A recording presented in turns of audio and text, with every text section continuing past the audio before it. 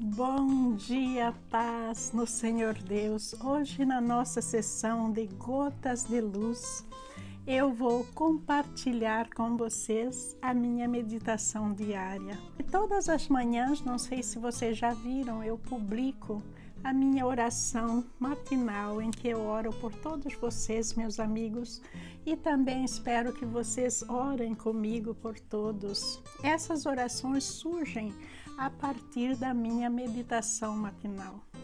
Essa meditação de gotas de luz é muito importante para me preparar como pastora e como pessoa para enfrentar não só os meus problemas, como os problemas dos outros, para ajudar alguém que precisa. E o nosso tema de hoje é parceiros no pecado. Eu aconselhei alguém recentemente que estava dentro desse problema, então eu resolvi meditar sobre isso. Será que nós somos responsáveis pelo pecado do nosso esposo ou esposa, dos irmãos, do pai, da mãe, dos amigos? Será que nós somos responsáveis? Nós vamos ver que Deus tem uma maneira especial de julgar os pecados e nós só entendemos isso quando nós analisamos certas passagens da Bíblia a fundo. E na história de hoje nós vamos ver que Deus foi muito severo com Arã e também com a sua família. Primeiramente, Deus não castiga uma pessoa pelo pecado da outra. Não. Só existe pecado para outra pessoa dentro de uma família ou num grupo de amizade se a outra pessoa, de certa maneira, participar do pecado. Então, nós vamos entender que Deus julga a pessoa como nação. O país em que a pessoa vive, a participação da pessoa dentro dessa nação. Deus julga a pessoa como mundo, que nós devemos preservar o nosso mundo e não destruir, não fazer guerras, não praticar certas coisas. Então Deus julga como mundo. Deus julga a pessoa como família, como grupos individuais de amigos. Tudo isso nós encontramos exemplos na Bíblia, que este vídeo é muito curto, não dá de colocar todos os exemplos. Um fato interessante que aconteceu na Bíblia é que Josué estava convencido que ele iria atacar Ai e iria ganhar a batalha com a ajuda de Deus. Aí ele foi e atacou Ai com seus homens, mas perdeu miseravelmente. Quando o profeta Josué foi conversar com Deus sobre isso, Deus disse que o motivo que eles tinham perdido a batalha era porque um dos soldados tinha cometido um grande pecado. Mas os israelitas foram infiéis com relação às coisas consagradas. Acã, filho de Carmi, filho de Zinri, filho de Zerá, da tribo de Judá, apossou-se de algumas delas, e a ira do Senhor acendeu-se contra Israel. Josué 7, versículo 1. O que aconteceu é que os soldados, quando em batalha, acharam um tesouro que pertencia a Deus. E esse tesouro era um manto, ouro e prata. Aí Acã pegou esse manto e escondeu na sua tenda para uso pessoal. Resumindo, ele estava roubando de Deus porque esse ouro pertencia a Deus. Nesse caso, nós vamos ver que Deus castigou o grupo todo de Josué, fazendo-os perder a batalha por causa de um soldado que foi desonesto. Josué mandou alguns homens fazerem uma busca. Eles correram até a tenda e encontraram escondidos ali os bens roubados, como Acã tinha dito, com a prata por baixo. Josué 7, versículo 22. Tiraram os objetos da tenda e os levaram a Josué e a todos os israelitas, e depois os colocaram no chão, na presença do Senhor. Josué 7, versículo 23. Então Josué e todos os israelitas tomaram Acã, filho de Zerá, a prata, a capa e a barra de ouro, e também os filhos, as filhas, os bois, os jumentos, as ovelhas, a tenda e tudo que pertencia a Acã, e levaram ao vale de Acor. Josué 7, versículo 24. Josué disse a Acã: Por que você trouxe desgraça sobre nós? Agora o Senhor terá desgraça sobre você. Então todo o povo apedrejou Acã e sua família e queimou os corpos. Josué 7, versículo 25. Ergueram sobre Acã um grande monte de pedras que continua lá até hoje. Por isso, desde então, aquele lugar é chamado de Vale de Acor. Com isso, a ira ardente do Senhor se apagou. Josué 7, versículo 26. Somente depois que Acã foi severamente punido, juntamente com seus filhos, é que Deus voltou a ajudar Josué. E daí Josué invadiu Ai pela segunda vez e desta vez ganhou a batalha. Nós observamos que Deus aqui está punindo também os filhos de Acã. Mas com certeza, como nós vimos em Deuteronômio, eles seriam declarados inocentes se eles não tivessem participado. Então nós vemos que com certeza eles de alguma maneira participaram do crime do pai. O Senhor disse a Josué: Não tenha medo nem desanime. Pegue todos os seus homens de guerra e avance contra Ai, pois eu lhe entreguei o rei de Ai, seu povo e sua terra. Josué 8, versículo 1. Você os destruirá como destruiu Jericó e seu rei.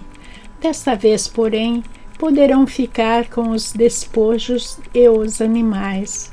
Preparem uma emboscada atrás da cidade. Josué 8, versículo 2. Eu anotei para vocês algumas situações em que muitas vezes nós nos tornamos parceiros no pecado de alguém. E a primeira situação que é muito comum é aconselhar. Que muitas vezes os nossos conselhos passam a mão na cabeça da pessoa que está cometendo um pecado e, de certa forma, diz para a pessoa que está tudo bem. O segundo problema aí é quando a gente comanda alguém a pecar, a gente força alguém a pecar de certa maneira.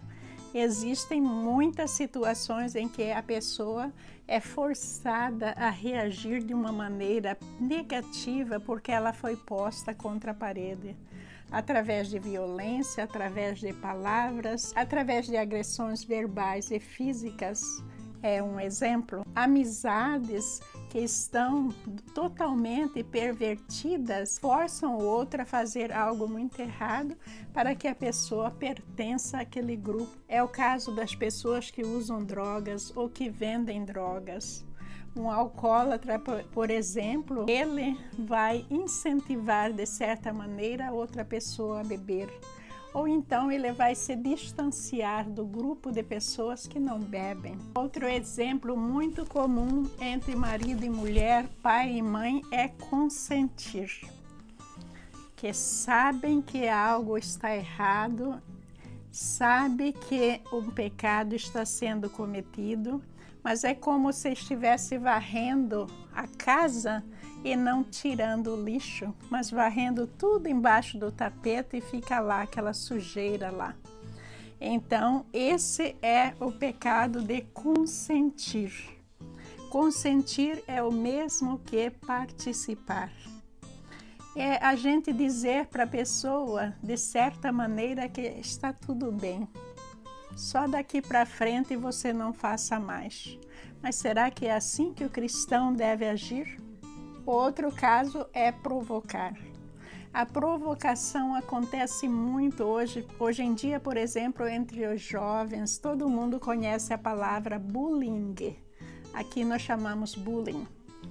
Bullying entre colegas de escola, entre amigos, um caçoando do outro, fazendo chacota, falando palavras pesadas para o outro, porque a pessoa é diferente de alguma maneira. E também caçoar, rebaixar, tudo isso é uma provocação que leva a pessoa a pecar. Um outro problema é encorajar. Nunca devemos parabenizar alguém que está sendo bem-sucedido porque ele está fazendo algo muito errado, ou alguém que está num erro, mas de certa forma ele tem uma certa ascensão social, então nós vamos parabenizar. A pessoa está num mau comportamento, nós parabenizamos a pessoa ou participamos de certa maneira. Isso tudo é errado. Outra coisa muito má que faz a gente ser parceiro de alguém no pecado é esconder o pecado. A gente não deve sair na rua abrindo a boca no mundo falando sobre o pecado de alguém, porque aí já é um outro pecado. A gente nunca deve fazer isso. Mas esconder no sentido de varrer embaixo do tapete, ninguém mais fala sobre isso, ficar caladinho e daí a pessoa vai para o segundo, para o terceiro, para o quarto pecado. Isso não é certo. E um outro caso que vem de encontro a isto é o silêncio. Por quê? Porque a pessoa está falhando em não ensinar, em não corrigir, em não mostrar a palavra de Deus. Então, o silêncio também, muitas vezes, nos leva a ser parceiro do pecado de alguém. Outro motivo é participar. Quanta gente vê o marido ou a mulher errada e ainda participa.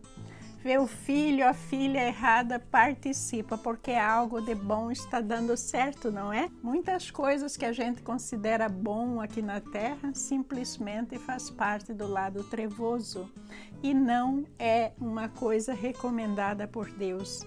Então aí é um outro caso em que a gente é parceiro do pecado de alguém. Para terminar, a gente nunca deve defender alguém no pecado, nunca. De maneira nenhuma. Se a pessoa está errada, a pessoa tem que saber que ela está errada. Nós nunca devemos ser parceiros de ninguém no pecado. Vocês viram aí que coisas que a gente acha que é banal, sem importância, nos traz muita responsabilidade. E para a gente se livrar desse pecado é muito difícil, traz consequências em nossas vidas, a gente perde as bênçãos de Deus e a gente começa a ficar sintonizado com as trevas. Quando eu digo as trevas, eu estou dizendo o Satanás, então a gente deve sempre preferir Deus. Essa foi a minha meditação de hoje. Espero que vocês tenham aprendido algo também, porque eu aprendi muita coisa. E agora nós vamos continuar com apenas 5 questões sobre o livro de Ageu e revisão e teste relâmpago. Boa sorte para todos vocês. Aprendam comigo, não vão embora. Assistam o vídeo até o final.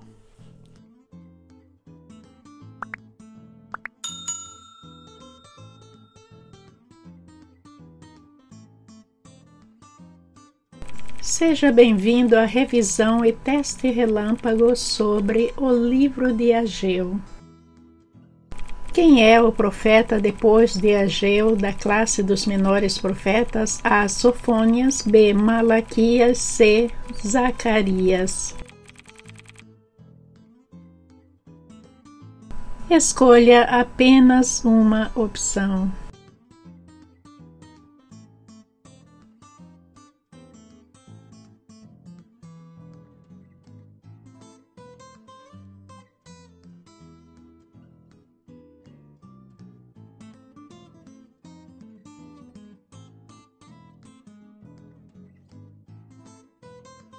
A resposta correta é C. Zacarias. Os livros dos 12 menores profetas ou menores livros, que são os últimos livros do Antigo Testamento, são Oséias, Joel, Amós, Obadias, Jonas, Miqueias, Naum, Abacuque, Sofônias, Ageu, Zacarias e Malaquias. Motivar o povo a reconstruir o templo é o tema principal do livro de Ageu. Sim ou não? Escolha apenas uma opção, sim ou não.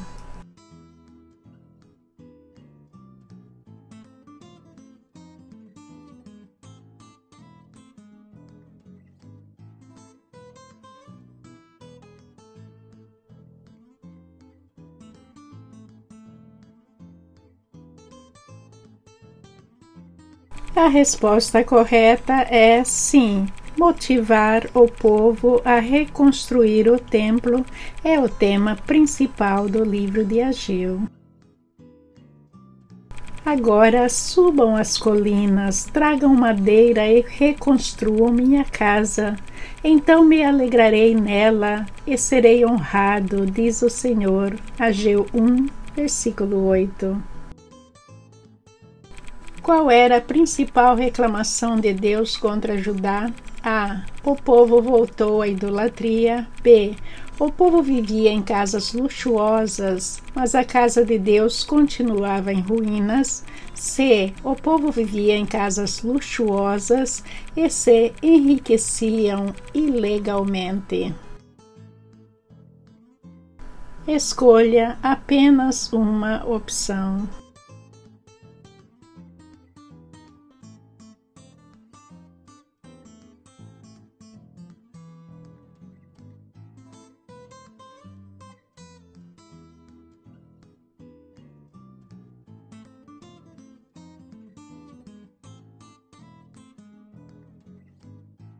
A resposta correta é B. O povo vivia em casas luxuosas, mas a casa de Deus continuava em ruínas.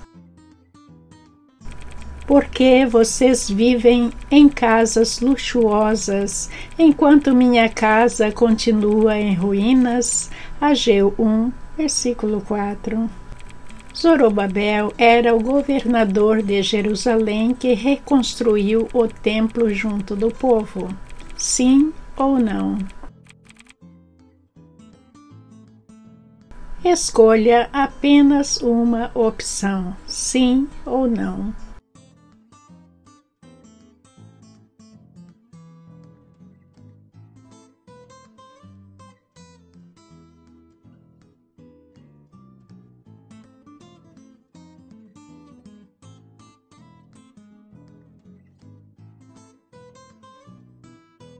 A resposta correta é sim. Zorobabel era o governador de Jerusalém que reconstruiu o templo junto do povo.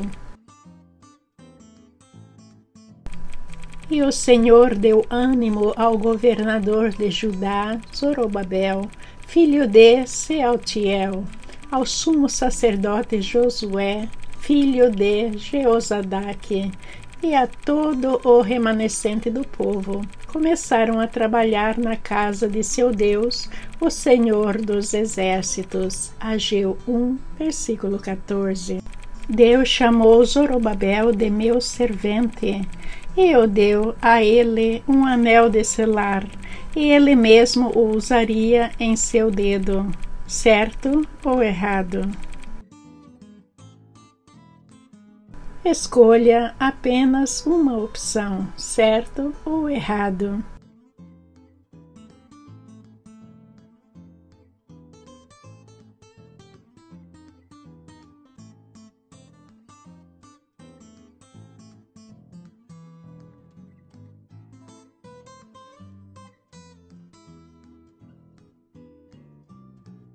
A resposta correta é errado. Deus comparou Zorobabel com um anel de selar em seu dedo. Naquele dia, diz o Senhor dos Exércitos, honrarei você, meu servo Zerubabel, filho de Sealtiel. Farei que você seja como um anel de selar em meu dedo, diz o Senhor, pois eu o escolhi. Eu, o Senhor dos Exércitos, falei. Ageu 2, versículo 23. Estava muito fácil, não é? Sim, eu acho que esse livro é um livro de fundamental importância para a gente entender o que é que Deus quer que a gente faça, colocá-lo em primeiro lugar em nossas vidas, em tudo que nós façamos. Espero que vocês tenham acertado todas as questões. Não se preocupe se não acertaram, volte, façam o teste de novo, leiam de novo, assistam o vídeo sobre Ageu de novo.